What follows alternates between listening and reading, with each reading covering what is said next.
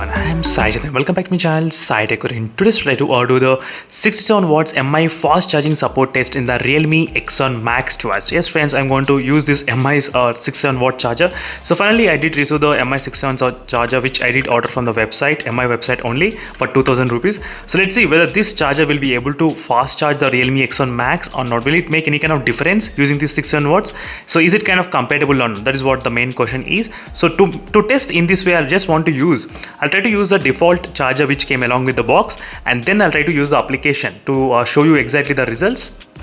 So this application which I'll be trying to use exactly what results we are getting. So how much speed we are actually detecting by using the default charger. First I'll try to use with the default charger and then I'll try to test with the 67 watt charger. So in this way we'll be able to see any kind of difference, is it there or not. Let me try to quickly connect the charger first and I'll try to show you using the default one. So right now I thought of using this kind of 67 watts charger test in all the smartphones which I'm having right now. Definitely I'll try to do the testing. So this is a charger which came along with the box. The phone should be able to detect the super dot speed as well. After some time it will try to detect. As you can see friends, it's detecting the super dot charger, successfully done. Let me try to show you exactly what is the speeds right now. And the speeds we are getting about close to 9000 milliamperes. So using the default charger. So these are speeds which are getting friends in the Realme X1 Max, as you can see. So these are the speeds. And now let me try to use the 67 watt charger and let's see how much speeds we can actually expect from this 67 watt charger. Will the speeds be the same or not? That is what I'm going to test right now. So I'll connect it to the charger and let me try to use this kind of cable and let's see what speeds. So this is going to be really very interesting, and the phone is right now detecting, but it's not detecting any kind of super speed.